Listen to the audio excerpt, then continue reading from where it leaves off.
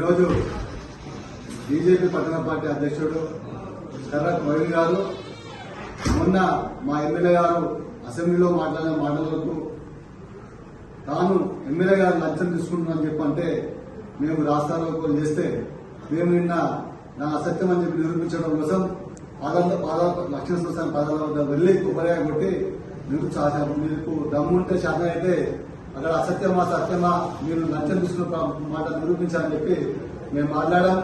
దానిలో భాగంగా మా యాదగిరి కౌన్సిలర్ గారు మొన్న 40 ఏళ్ల సంది కూడా కర్రి మల్లయ్య గారు ఎండోమెంట్లో పనిచేస్తుండు.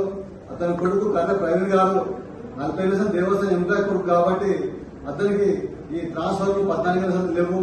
ఇప్పుడు ఎట్లా ఉన్నాయి ఎట్లా అయితే అని చెప్పి తెలుసు కాబట్టి తెలుసుకొని మాట్లాడమని చెప్పారు. దానికి ఈ రోజు కర్ర ప్రవీణ్ గారు ఏమంటారంటే పార్టీలు మారారు అని చెప్పి అంటారు.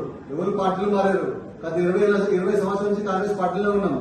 ఒకసారి టీఆర్ఎస్ పార్టీ పోయాం, అధికారం కోసం పోలేదు. అధికారం కోసం పోయిందంటే అదే పార్టీలో కొనసాగలం. అధికారం లేకున్నా కూడా కాంగ్రెస్ పార్టీ వల్ల కండలు కప్పుకొని కాంగ్రెస్ పార్టీలో ఉన్నాం తప్ప అధికారం చైర్మన్ పదవి కోసమో లేకపోతే ఇంకో కోసం పోలే.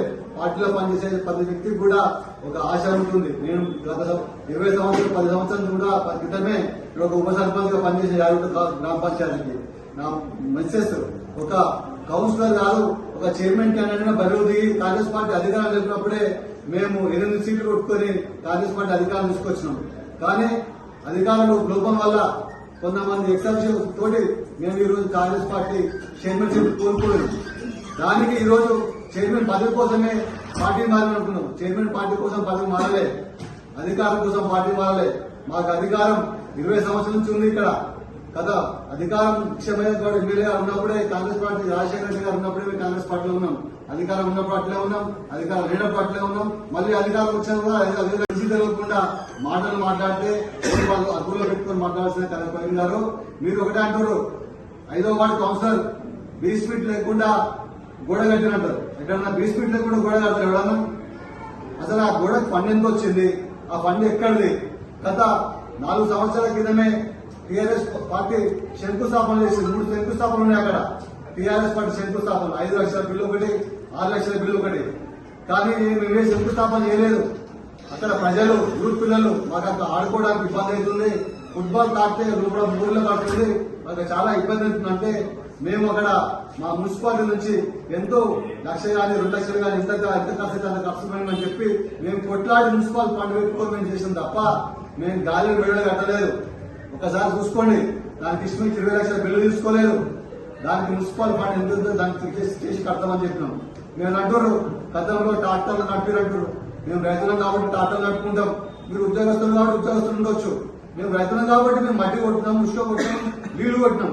మేము వ్యాపారం చేసుకుని బతుకుతాం. వ్యాపారం చేసుకోకపోతే దొంగతనం చేసి బతకలే కదా, ఎవరిని ముంచి బతకలే కదా, ఎవరిని కబ్జా చేసి బతకలే కదా. ఈరోజు దాన్ని దృష్టిలో పెట్టుకుని కర్ర ప్రవీణ్ గారు మీరు మన టౌన్ పార్టీ అయ్యి మీరు ఒక town party BJP town party అయ్యి ఎమ్మెల్యేని దూషిస్తే మీరు పెద్ద నాయకునేత, ఎంపీని దూషిస్తే పెద్ద నాయకునేత మాట్లాడద్దు.